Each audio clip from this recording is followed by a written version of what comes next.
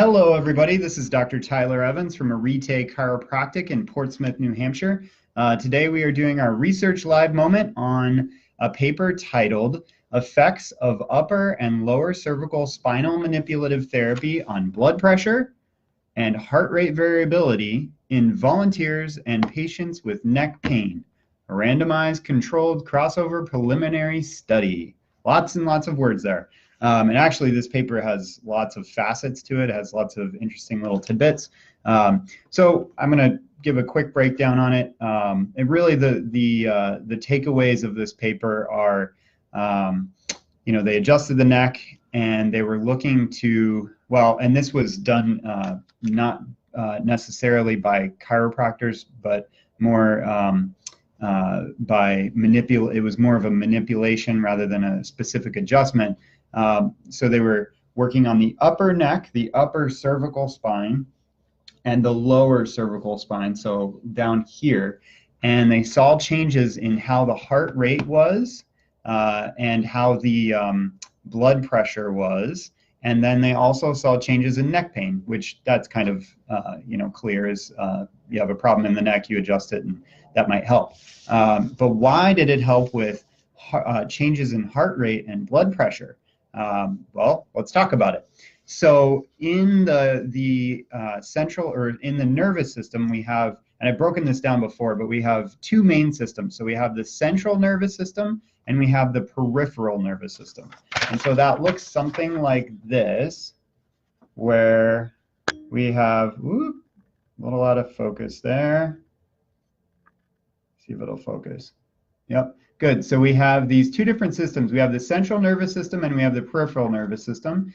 And the central nervous system is made up of the brain and the spinal cord, but the PNS is made up of, basically, it breaks down into two different divisions: the autonomic nervous system, which has the sympathetic and parasympathetic, the fight or flight and the rest or digest.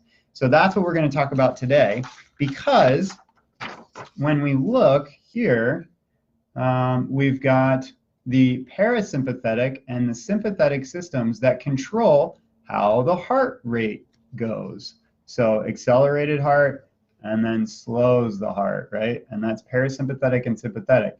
And then it also does a lot of other things on the inside, like digestion, breathing, glandular secretion, all kinds of things, immune function.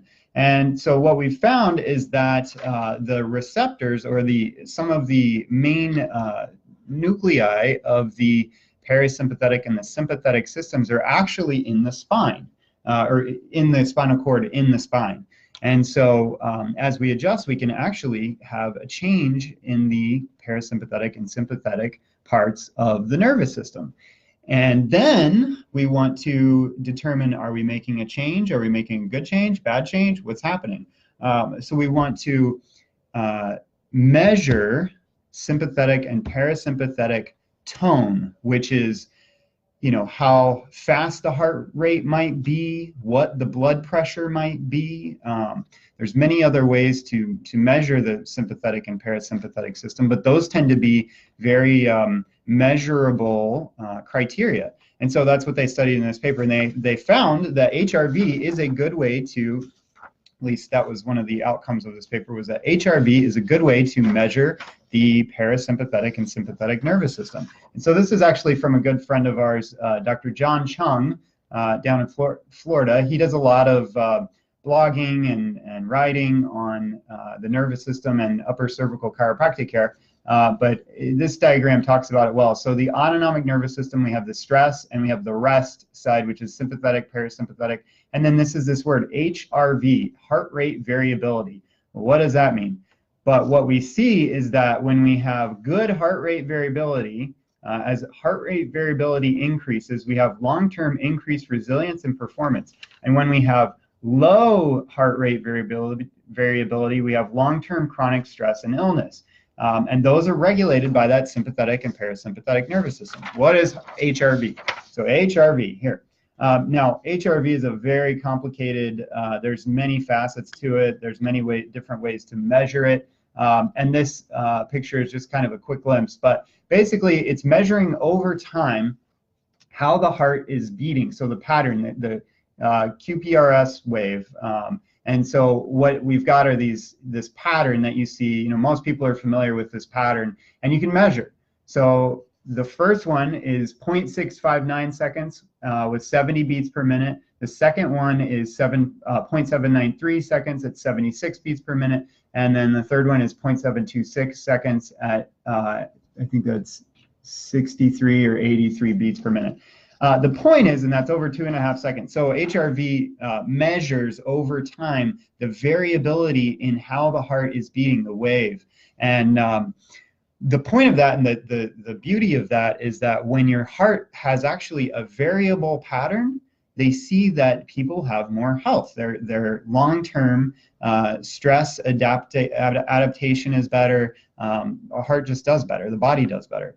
And when it's more consistent, the same, less variability, then it actually starts to break down. The health starts to break down. So HRV tends to be a good way to measure how your nervous system's doing, and that's what they did in this paper.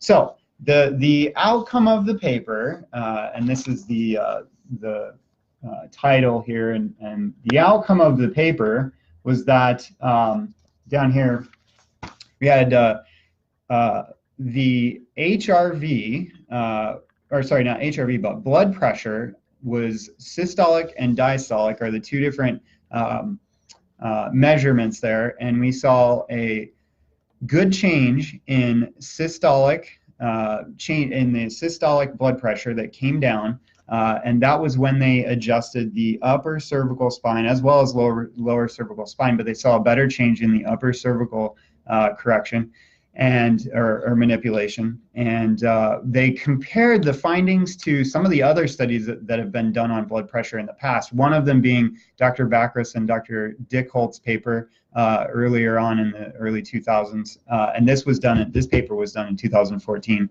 so it was right around the same time that Dr. Dickholtz and Dr. Bacris did their paper, and so the finding was interesting because they were trying to reproduce or replicate and see, if they could reproduce similar findings to what Dr. Dickholtz did. And the interesting thing about that is Dr. Dickholtz's paper was very well done with a prestigious center in Chicago that Dr. Bacris, a medical doctor that measures blood pressure on his patients and treats, high blood pressure, hypertension, and hypotension, cardiovascular guy. And they found good change in upper cervical correction, not only bringing hypertension down, so blood pressure down, but hypotensive patients up to more of a normal place. And what they found in this paper was that they didn't find the same thing.